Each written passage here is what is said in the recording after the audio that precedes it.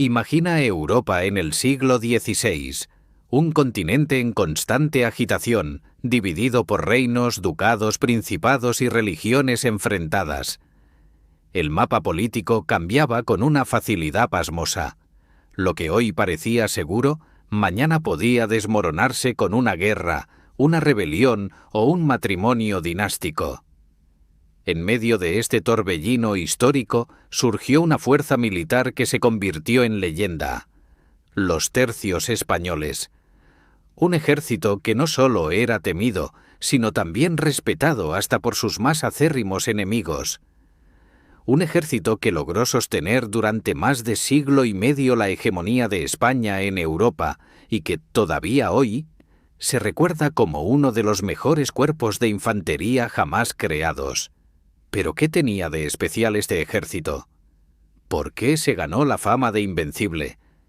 ¿Qué hacía que, en pleno Renacimiento, donde cada potencia europea intentaba imponer su poder, fueran los soldados de la monarquía hispánica los que dictaran las reglas del juego?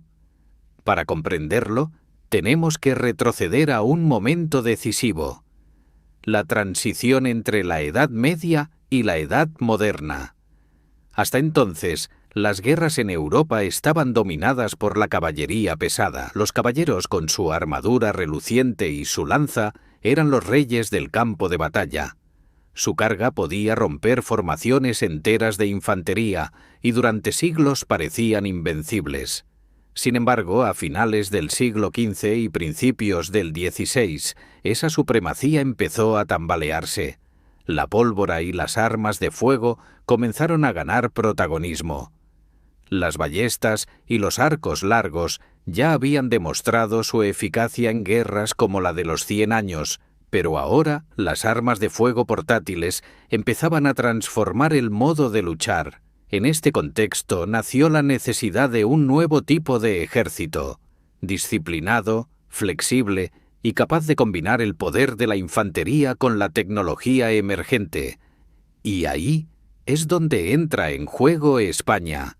Tras la unificación de Castilla y Aragón y la culminación de la Reconquista con la toma de Granada en 1492, los reyes católicos se encontraron con un reino fuerte, con recursos y, sobre todo, con soldados curtidos en décadas de guerra contra los musulmanes.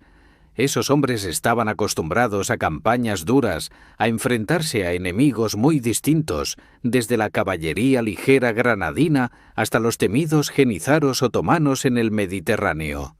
Esa experiencia forjó un carácter militar único, una mentalidad que se trasladó a la creación de los primeros tercios.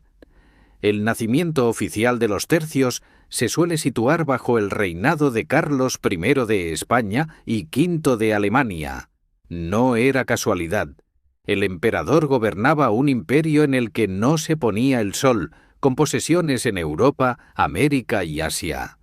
Para mantener semejante dominio necesitaba un ejército que estuviera a la altura, capaz de imponerse en cualquier frente.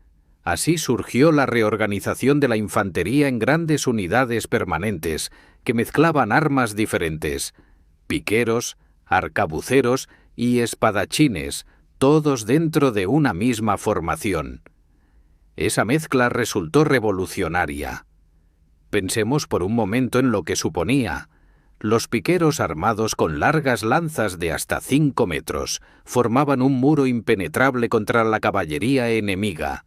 Delante de ellos, los arcabuceros disparaban sus armas de fuego, capaces de atravesar armaduras y sembrar el pánico. Y cuando la lucha se hacía cuerpo a cuerpo, entraban en acción los soldados armados con espada y rodela, ágiles, feroces y expertos en rematar a cualquier enemigo que se acercara demasiado. Todo estaba calculado. Era una máquina de guerra perfectamente engranada, en la que cada pieza tenía su función y donde la disciplina lo era todo. La palabra disciplina es fundamental para entender a los tercios. No eran simplemente un grupo de hombres reunidos para una campaña, como ocurría en muchos ejércitos europeos de la época. Los tercios eran unidades permanentes, profesionales, que entrenaban, vivían y luchaban juntos durante años. Eso creaba un vínculo indestructible entre los soldados, una camaradería que los hacía casi invulnerables al miedo. En el campo de batalla sabían que podían confiar ciegamente en el compañero que tenían al lado, porque llevaban años juntos. Esa cohesión era en sí misma un arma. Otro factor clave era el sistema de mando. Los tercios no dependían solo de la nobleza, como otros ejércitos europeos, donde el mando estaba reservado a quienes tenían título o fortuna. En los tercios, si un hombre demostraba valor, inteligencia y capacidad de liderazgo, podía ascender. Eso permitía que muchos veteranos curtidos en 1000 batallas llegaran a puestos de responsabilidad. Estos capitanes y sargentos sabían perfectamente cómo mantener la moral, cómo organizar las compañías y cómo sacar el máximo partido de la experiencia de sus hombres. Los enemigos de España no tardaron en comprobarlo. A principios del siglo XVI, los franceses eran uno de los rivales más poderosos en Europa. Francia contaba con una caballería temible, los famosos caballeros pesados, considerados casi invencibles. Pero en batallas como la de Pavía, en 1525, los tercios demostraron que esa época había terminado. Frente a las cargas de caballería francesa, las formaciones de piqueros resistieron como un muro de hierro, mientras los arcabuceros disparaban sin descanso. El resultado fue devastador. El rey Francisco I de Francia terminó prisionero y la supremacía española quedó confirmada. Esa victoria marcó un antes y un después. Desde entonces en toda Europa empezó a correrse la voz. Enfrentarse a los tercios era sinónimo de jugarse la vida en condiciones casi imposibles. Se decía que eran los mejores soldados de Europa, hombres que no retrocedían, que aguantaban cualquier embate y que siempre encontraban la manera de imponerse. Y esa reputación no se construyó solo en una batalla. Durante décadas, los tercios combatieron en todos los rincones del continente, en Italia, en Flandes, en Alemania, en el Mediterráneo contra los turcos. Y en cada uno de esos escenarios fueron dejando claro que el nombre de España estaba asociado a la victoria. Pero, más allá de la táctica y de las armas, había algo intangible que hacía diferentes a los tercios: su espíritu. No eran soldados mercenarios que luchaban solo por dinero. Eran hombres que se sentían parte de una misión más grande, la de servir al rey y defender la fe católica. Esa mezcla de deber, orgullo y convicción religiosa les daba una fuerza moral que sus enemigos rara vez podían igualar. Los cronistas de la época lo dejaron escrito: no hay soldado como el español, que pelea como si llevara al mismísimo Dios en su estandarte. Pensemos en lo que significaba para un campesino de Castilla, Aragón o Andalucía enrolarse en los tercios. Dejaba atrás su aldea, sus campos y a su familia para embarcarse en campañas que podían durar años, lejos de casa, en tierras donde ni siquiera se hablaba su idioma. Y aún así, marchaban convencidos de que estaban cumpliendo con un deber superior. Esa capacidad de sacrificio, de resistencia y de entrega absoluta fue una de las claves de su éxito. Ahora bien, conviene recordar que no todo era gloria. La vida en los tercios era durísima. Los soldados pasaban largas temporadas sin cobrar, vivían en condiciones precarias y tenían que soportar el hambre, el frío y las enfermedades. Pero esa misma dureza forjaba un temple incomparable. Cuando llegaba el momento de la batalla, aquellos hombres estaban acostumbrados al sufrimiento y sabían que lo peor que podía pasarles no era morir, sino fallar a sus compañeros o deshonrar el nombre de España. Ese miedo al deshonor era más fuerte que el miedo a la muerte. De esta manera, se fue consolidando un ejército que no solo era superior en el campo de batalla, sino también en la moral y en la disciplina, y poco a poco se ganó la fama de invencible. Tanto es así que en más de una ocasión los enemigos preferían evitar el enfrentamiento directo con los tercios y buscaban estrategias alternativas. Era un reconocimiento implícito. Luchar contra ellos cara a cara era prácticamente un suicidio. Si la grandeza de los tercios se sustentaba en su nacimiento y reputación, lo que realmente los convertía en un ejército imbatible era la manera en que estaban organizados y cómo luchaban en el campo de batalla. Cada tercio era una máquina de guerra perfectamente calibrada, capaz de combinar fuerza, estrategia y adaptabilidad. Hombres, armas y disciplina trabajaban en perfecta armonía, y eso era lo que les daba una ventaja que sus enemigos rara vez podían igualar. La columna vertebral de un tercio eran los piqueros, soldados armados con largas picas de hasta 5 metros. Su misión era simple en apariencia: formar un muro sólido frente a la caballería enemiga y proteger a los demás componentes del ejército. Sin embargo, su eficacia dependía de un entrenamiento intenso y de la disciplina férrea que se esperaba de cada hombre. En medio de una carga de caballería, los piqueros mantenían la formación sin titubear, clavando sus picas con precisión, bloqueando embestidas y protegiendo a los arcabuceros que se situaban estratégicamente a su alrededor. La visión de esas filas de picas alineadas como un bosque de lanzas inspiraba temor incluso en los soldados más experimentados de otros ejércitos europeos. Entre los piqueros se ubicaban los arcabuceros, expertos en disparar armas de fuego portátiles. Su técnica no era improvisada. Disparaban en grupos mientras otros recargaban, creando un flujo constante de fuego que podía diezmar a la infantería enemiga antes de que siquiera llegara a las picas. Esa combinación de defensa y ataque le daba al tercio una versatilidad extraordinaria. No se trataba solo de resistir la carga enemiga, sino de controlar el ritmo del combate dictando cuándo avanzar y cuándo mantener la posición, haciendo que los tercios parecieran invencibles en cada enfrentamiento. Los soldados de espada completaban la formación, listos para intervenir cuando la batalla se reducía a enfrentamientos cuerpo a cuerpo. Su función era garantizar que ningún enemigo lograra infiltrarse en la línea de piqueros, y su experiencia en combate cercano era decisiva para rematar la victoria. La combinación de estas tres fuerzas, piqueros, arcabuceros y espadachines, convirtió a los tercios en un ejército multifuncional y adaptable, capaz de enfrentarse tanto a caballería pesada como a formaciones de infantería bien entrenadas. Más allá de la distribución de armas, la verdadera fuerza de los tercios residía en su disciplina y cohesión interna.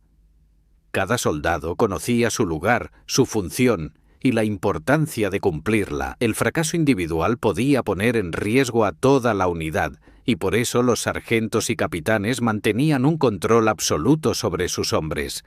Pero esta autoridad no dependía únicamente de la jerarquía social o la nobleza. Se ganaba con experiencia, valentía y habilidad.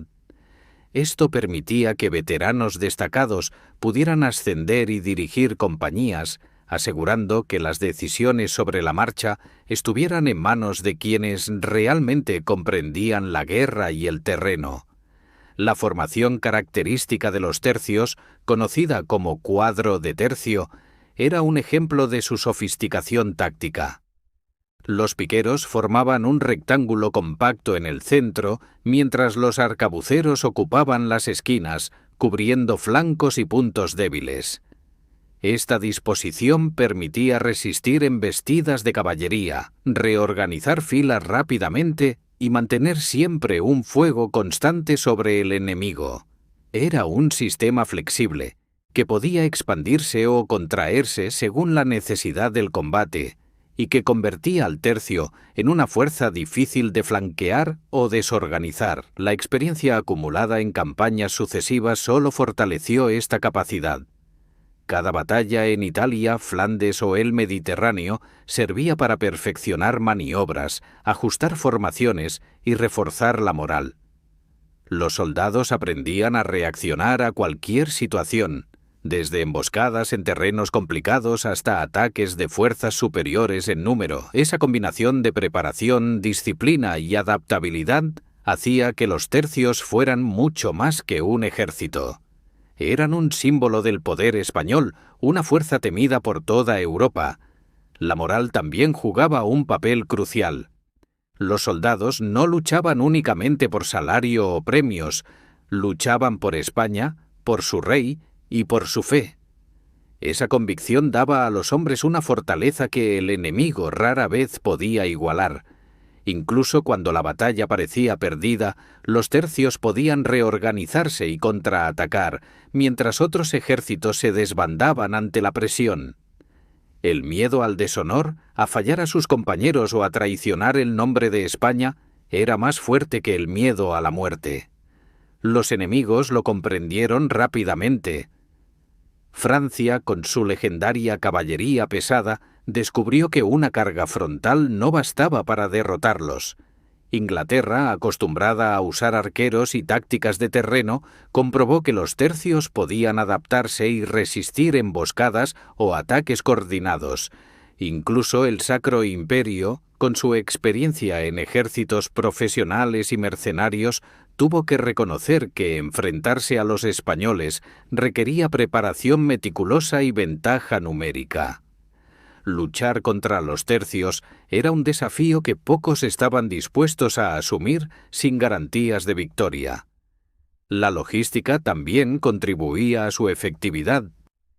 Mientras otros ejércitos dependían de provisiones irregulares, los tercios mantenían cadenas de suministro relativamente estables, lo que les permitía permanecer activos durante largas campañas sin desbandarse.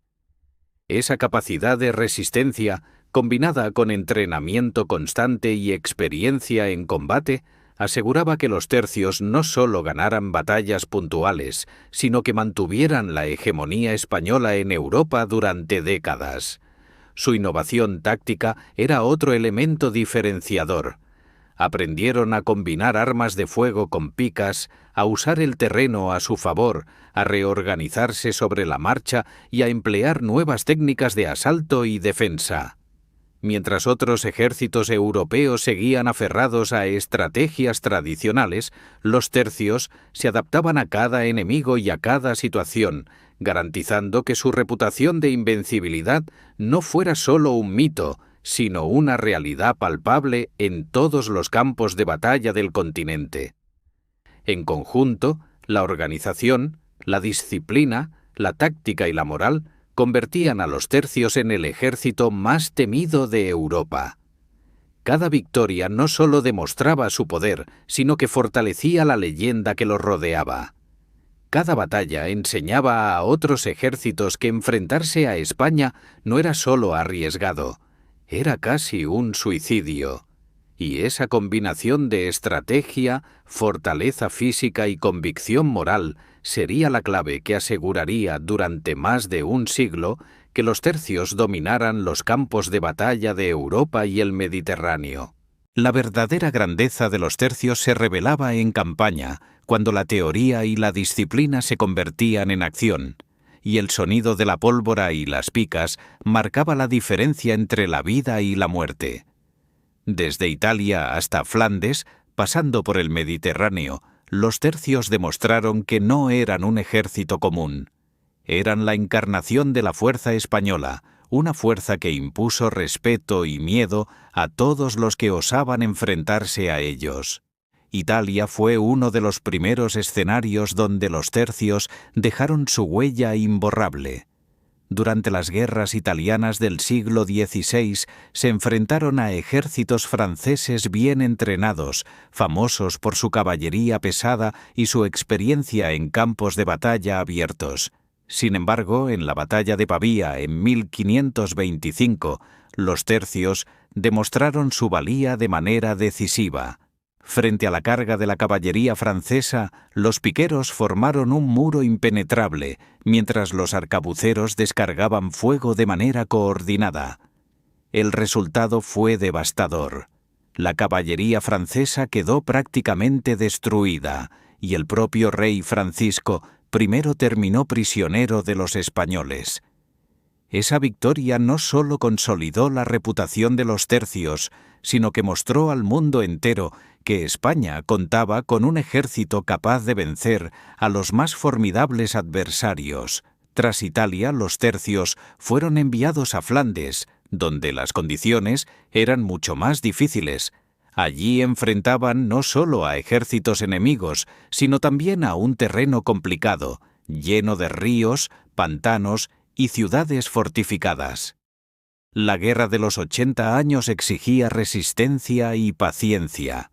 Los tercios aprendieron a adaptarse, utilizando sus cuadros compactos para mantener la cohesión y resistir ataques combinados de infantería y caballería enemiga.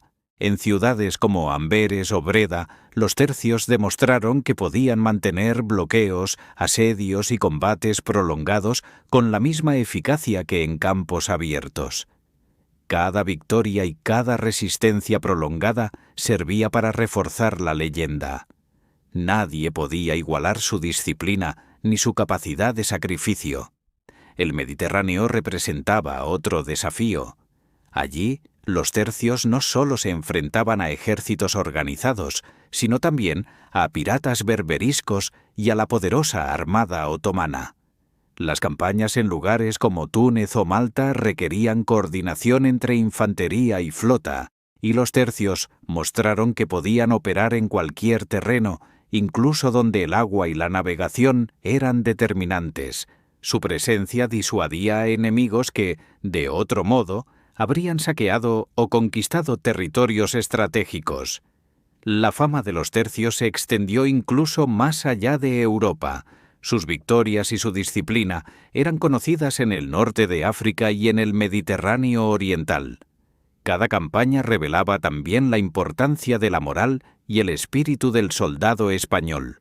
Mientras otros ejércitos europeos dependían de mercenarios que luchaban solo por salario, los tercios estaban compuestos por hombres que sentían orgullo de servir a su rey y a su país. Esa motivación intangible los hacía extraordinariamente resilientes. Podían soportar hambre, frío, enfermedades y largas marchas sin perder cohesión, porque sabían que estaban cumpliendo una misión mayor.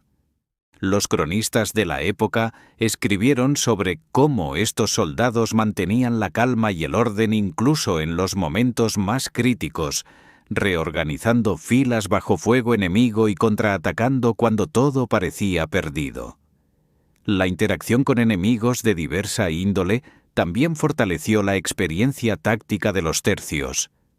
Frente a franceses, ingleses, holandeses o alemanes, perfeccionaron la coordinación entre piqueros y arcabuceros, aprendieron a explotar el terreno y a anticipar los movimientos del adversario. Cada batalla era una escuela de guerra que reforzaba la disciplina, la estrategia y la reputación de un ejército que parecía indestructible. No faltaron episodios de heroísmo individual que pasaron a la historia. Se cuenta cómo capitanes y soldados permanecían en primera línea, animando a sus hombres incluso cuando las bajas eran numerosas. En Flandes, por ejemplo, hubo compañías que resistieron durante días un asedio enemigo, disparando y empujando con picas hasta que la victoria llegó gracias a la coordinación de toda la unidad. Estas historias circulaban por toda Europa, alimentando el mito de que enfrentarse a un tercio español era enfrentarse a una fuerza superior no solo en número o armamento, sino en determinación y valor moral. Cada victoria de los tercios tenía un efecto más amplio. Demostraba la superioridad de España en Europa, consolidaba alianzas y disuadía a quienes pensaban en desafiarla. Los enemigos aprendieron que enfrentarse directamente a los tercios no solo era riesgoso, sino a menudo imposible sin recurrir a la guerra de desgaste, la diplomacia o alianzas estratégicas que compensaran la fuerza española. Esa capacidad de imponer respeto sin necesidad de victoria inmediata hablaba de un ejército que era mucho más que sus armas. Era un símbolo del poder y la organización de España. Los tercios no se limitaban a combatir, también enseñaban a Europa cómo debía organizarse un ejército moderno.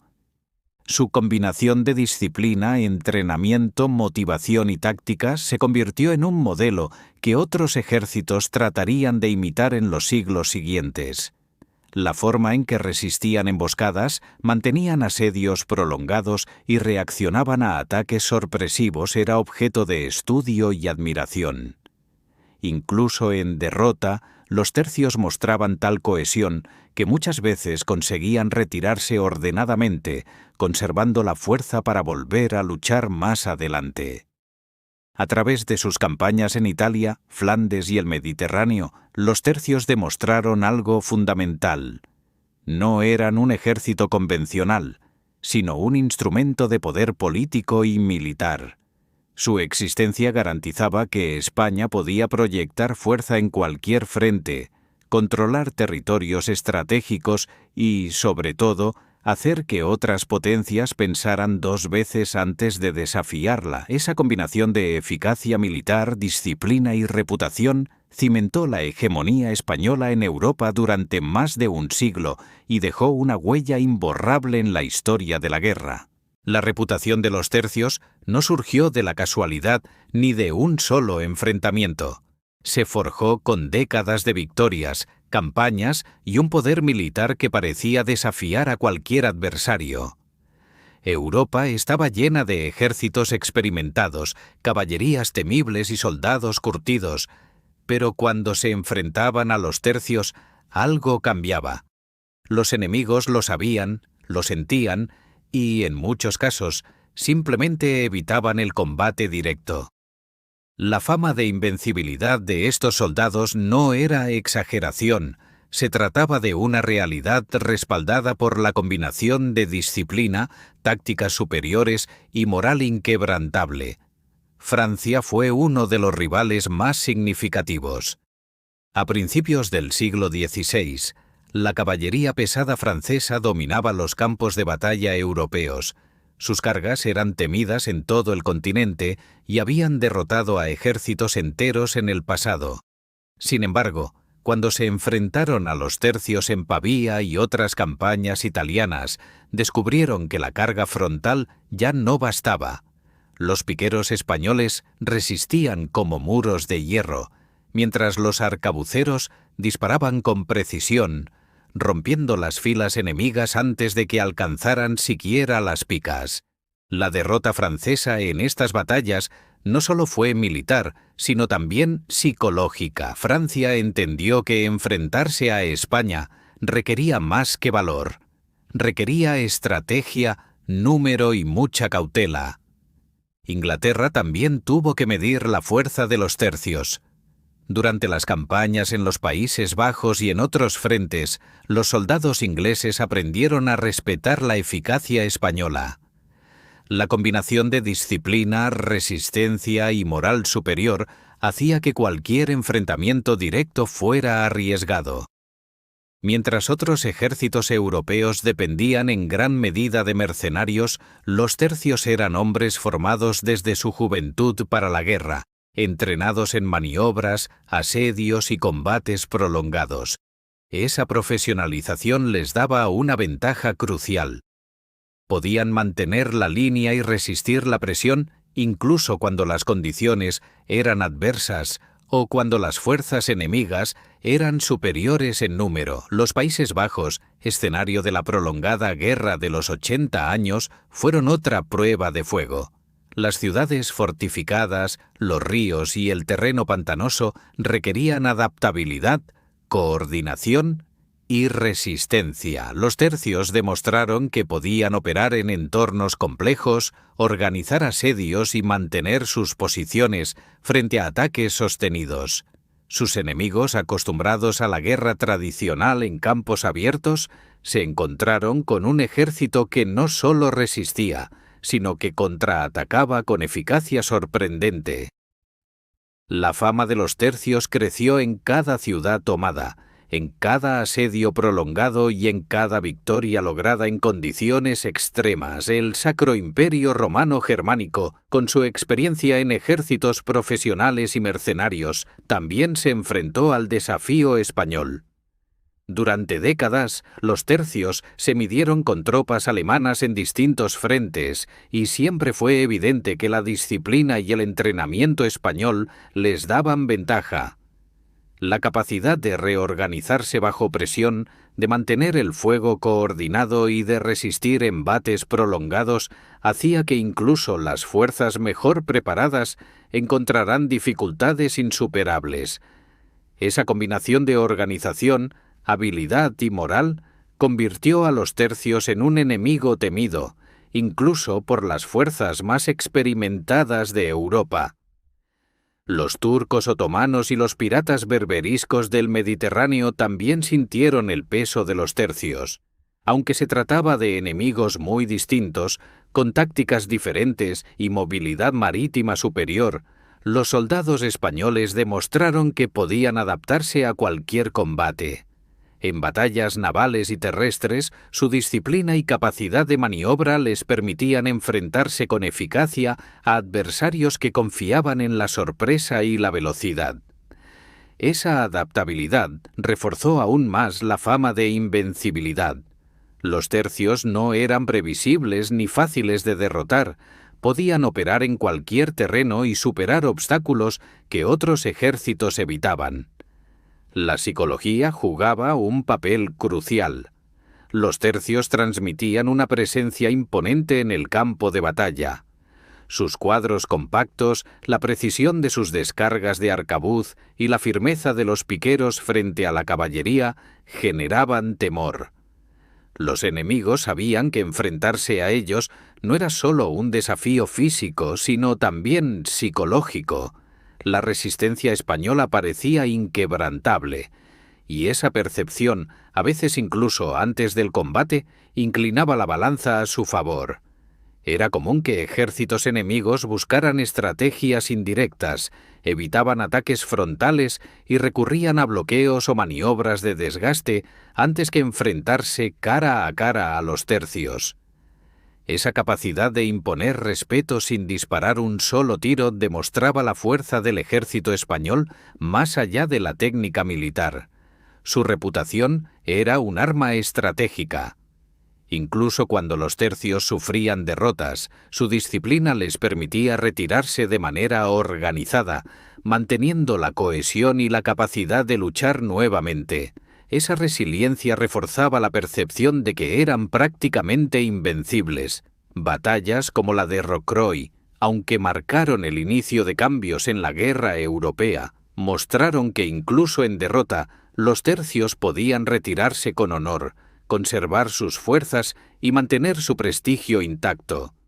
Esa combinación de eficacia militar, adaptabilidad y prestigio moral consolidó la leyenda de los soldados españoles. Cada victoria y cada resistencia prolongada enviaba un mensaje claro a Europa. España no era un país con el que se pudiera jugar ni subestimar. Sus tercios eran la prueba tangible de esa realidad. Desde Francia hasta Inglaterra, desde los Países Bajos hasta el Mediterráneo, los ejércitos europeos aprendieron que enfrentarse a España requería planificación extrema, alianzas sólidas y, en muchos casos, esperar la oportunidad de aprovechar una debilidad temporal. La fama de invencibilidad de los tercios no se basaba en mitos, sino en la combinación única de disciplina, táctica, moral y profesionalización que ningún otro ejército podía igualar en la época. Esta reputación hizo que los tercios fueran mucho más que soldados. Eran una herramienta de poder político.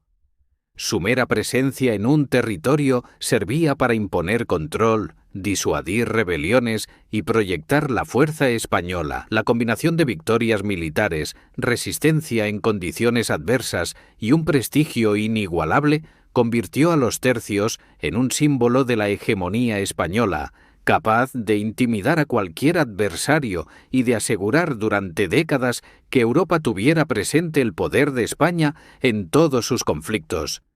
En definitiva, los enemigos de los tercios no solo los temían por su habilidad militar, los respetaban y, en muchos casos, los evitaban. Esa mezcla de fuerza tangible, estrategia calculada y prestigio intangible consolidó la fama de los tercios como el ejército más formidable de Europa, un ejército que no solo ganaba batallas, sino que hacía que la palabra España se asociara con poder, disciplina y respeto en todo el continente. Detrás de la leyenda de los tercios no solo estaba la estrategia ni la táctica, sino la vida cotidiana de los soldados que los componían. Comprender quiénes eran estos hombres y cómo vivían es clave para entender por qué lograron mantener una reputación de invencibilidad durante más de un siglo.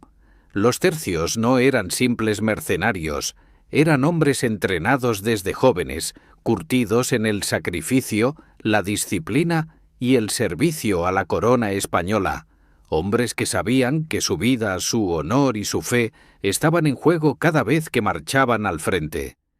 El reclutamiento de los tercios comenzaba en los reinos de Castilla, Aragón y Andalucía. Campesinos, artesanos y jóvenes de ciudades pequeñas abandonaban sus hogares, a veces para nunca regresar. La guerra no era solo un medio de vida, sino una vocación, un deber hacia el rey y hacia España. Desde el primer día de incorporación, los reclutas se enfrentaban a un entrenamiento intenso. Aprendían a manejar las picas con precisión, a disparar el arcabuz con rapidez y exactitud y a moverse en formación bajo órdenes estrictas. Cada movimiento estaba ensayado hasta que se volvía instintivo. La disciplina era tan rígida que incluso un error menor podía ser castigado. Sin embargo, este rigor no era gratuito. Forjaba a hombres capaces de actuar coordinadamente en el caos del combate, donde un solo desliz podía significar la muerte de toda la unidad. La vida en campaña era dura, incluso antes de enfrentarse al enemigo. Los soldados marchaban durante días y semanas por caminos polvorientos o embarrados, cargando con picas, arcabuces, munición y provisiones. Dormían bajo la intemperie, a menudo sin refugio adecuado, y tenían que aprender a soportar el hambre, el frío y las enfermedades. La malaria, la disentería y otras epidemias eran amenazas constantes.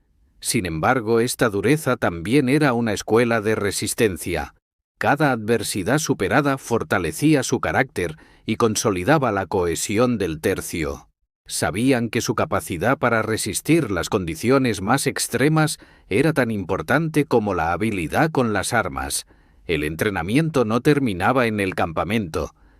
La vida diaria estaba impregnada de disciplina. Marchas, ejercicios, práctica de armas y guardias eran rutina constante. Cada soldado aprendía no solo a luchar, sino a mantener el orden dentro de la unidad, a cuidar el equipo y a actuar en beneficio del grupo.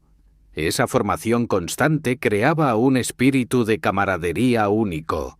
Los hombres dependían unos de otros para sobrevivir y triunfar, y esa interdependencia forjaba la lealtad más sólida, la que no se rompe ni bajo fuego enemigo. La moral de los soldados era también un elemento crucial. Los tercios no eran hombres que luchaban únicamente por salario. Sentían orgullo de servir a España y a su rey, y ese sentido de misión daba a su acción un componente espiritual y emocional que otros ejércitos no podían igualar. La fe católica estaba presente en cada campamento, con misas improvisadas y oraciones antes de la batalla. Esta mezcla de deber, honor y convicción religiosa reforzaba su resistencia frente al miedo y les permitía mantenerse firmes incluso cuando las bajas eran numerosas y el enemigo parecía superior. Las relaciones dentro del tercio eran estrechas. Soldados y oficiales compartían largas campañas, peligros y sacrificios, y ese vínculo creaba una confianza inquebrantable. Sabían que podían depender del hombre a su lado para mantener la línea, cubrir un flanco o proteger la retirada. Esa cohesión era más que táctica. Era un lazo emocional que fortalecía la efectividad del ejército. Cada derrota parcial se convertía en una lección compartida, y cada victoria reforzaba la confianza en sus compañeros y en la superioridad del tercio. El respeto a la disciplina se combinaba con la posibilidad de ascenso por mérito. A diferencia de otros ejércitos europeos, donde la nobleza o el dinero determinaban el mando, los tercios permitían que hombres valientes y capaces ocuparan posiciones de responsabilidad. Capitanes y sargentos se elegían por experiencia y habilidad, no por linaje. Esto incentivaba la excelencia y aseguraba que cada unidad estuviera dirigida por alguien que comprendía perfectamente las necesidades del campo de batalla y conocía a sus hombres personalmente. La rutina también incluía la preparación para asedios y combates prolongados. Los tercios aprendieron a fortificar posiciones, organizar patrullas y mantener la disciplina en campamentos durante semanas o meses. Esa capacidad de mantenerse operativos bajo presión prolongada era parte del secreto de su éxito. Cada campaña reforzaba la experiencia individual y colectiva, haciendo que incluso un soldado raso pudiera anticipar movimientos enemigos y reaccionar con eficacia cuando la situación lo exigía. El valor y la resistencia de los tercios se demostraban en las condiciones más extremas. Historias de soldados que resistieron ataques durante días, que marcharon cientos de kilómetros bajo lluvia o nieve, o que mantuvieron la calma en emboscadas y asedios, circulaban por toda Europa.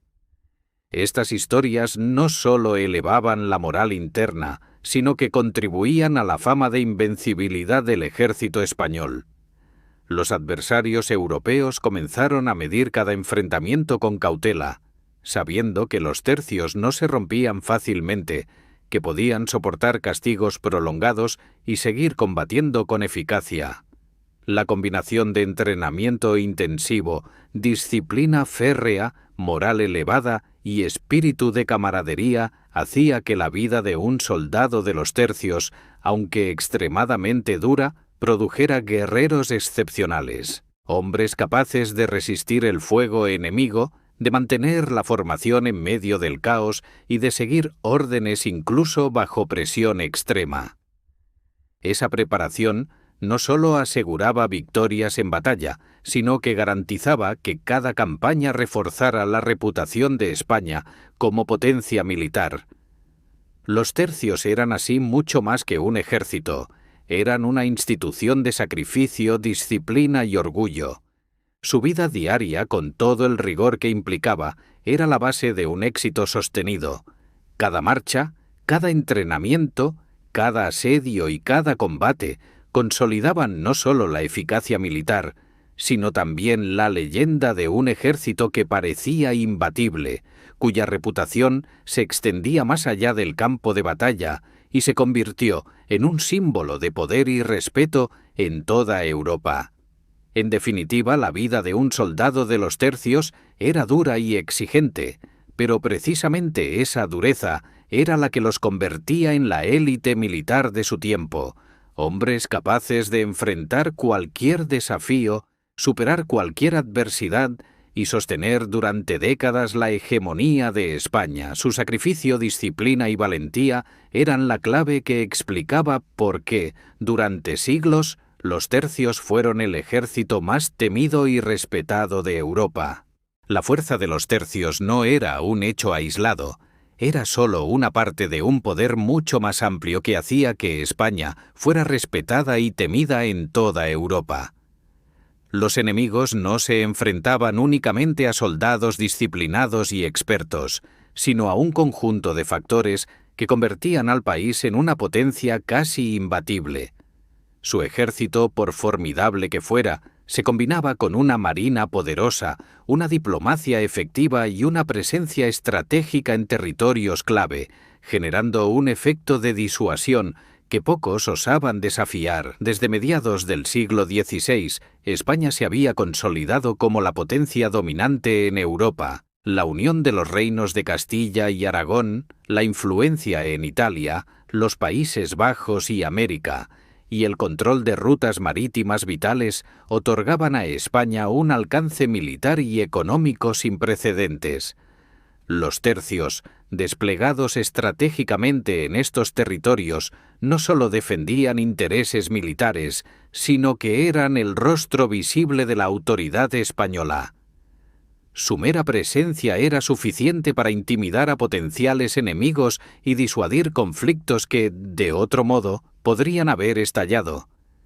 El poder de España se amplificaba gracias a su marina de guerra, una de las más temidas del mundo. La combinación de tercios y flotas bien armadas aseguraba que el país podía proyectar fuerza tanto en tierra como en mar. Piratas, corsarios y potencias rivales comprendieron rápidamente que enfrentarse a España requería no solo superar a los soldados de los tercios, sino también neutralizar una armada que dominaba los mares Mediterráneo y Atlántico. Esa capacidad de coordinar ejército y marina convirtió a España en un adversario extremadamente difícil de vencer, capaz de controlar rutas comerciales, proteger territorios y castigar rebeliones con rapidez y eficacia. Además de la fuerza militar, la diplomacia española desempeñaba un papel fundamental. Los tercios eran un instrumento que reforzaba la posición política del país. La reputación de invencibilidad del ejército español facilitaba alianzas y mantenía a raya a posibles enemigos.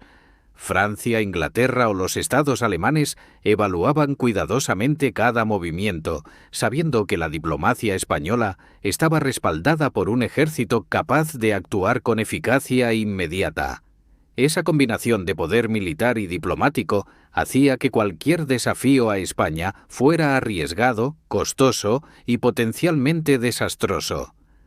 Los conflictos europeos del siglo XVI y XVII muestran cómo esta reputación funcionaba como disuasión. La mera noticia de la llegada de tercios a un frente podía cambiar el curso de negociaciones y evitar combates innecesarios. Los estados rivales aprendieron a medir cuidadosamente sus acciones, evitando confrontaciones directas cuando los tercios estaban involucrados. Incluso en territorios donde España no ejercía control directo, la posibilidad de que sus tropas intervinieran hacía que los adversarios reconsideraran sus planes. Esa capacidad de influir sin luchar era un arma estratégica tan poderosa como cualquier batalla ganada. La fama de los tercios también se complementaba con una presencia estratégica en Europa y América. Las guarniciones en ciudades clave, el control de rutas comerciales y la capacidad de mover tropas rápidamente garantizaban que España podía reaccionar a amenazas con eficacia. Cada tercio desplegado era una advertencia tangible. Desafiar a España significaba enfrentarse a un ejército entrenado, motivado y respaldado por recursos que pocos podían igualar. Esa planificación y previsión convirtió a España en un país que imponía respeto, no solo por sus victorias, sino por su capacidad de mantener el poder de manera sostenida. Los enemigos también comprendieron que la combinación de ejército y flota hacía cualquier invasión extremadamente arriesgada. Francia, por ejemplo, evitó comprometerse en batallas directas cuando los tercios estaban presentes, prefiriendo maniobras indirectas o esperar alianzas. Inglaterra, durante la época de Felipe II, calculaba cuidadosamente cada movimiento naval y terrestre, consciente de que los tercios podían intervenir en tierra y la Armada española en mar. Esa dualidad de poder les daba a los tercios una ventaja psicológica que pocas fuerzas europeas podían desafiar. Incluso los conflictos internos dentro de Europa reforzaban esta percepción. Países con rivalidades históricas con España como los Países Bajos o algunos estados alemanes evitaban enfrentamientos directos cuando los tercios estaban desplegados. Las guerras de desgaste, Los bloqueos y las alianzas estratégicas eran preferidas a un choque directo, porque todos sabían que un enfrentamiento abierto con España era extremadamente arriesgado. Esa reputación de invencibilidad, alimentada por victorias previas, disciplina y moral, actuaba como un escudo preventivo, haciendo que muchas guerras se resolvieran antes de comenzar. La influencia de los tercios también llegaba a América y al Mediterráneo, donde su presencia garantizaba el control de territorios estratégicos y rutas comerciales esenciales. La disuasión no se limitaba a Europa. Cualquier intento de desafiar los intereses españoles en ultramar requería enfrentarse a soldados curtidos, acostumbrados a campañas largas, terrenos difíciles y enemigos imprevisibles.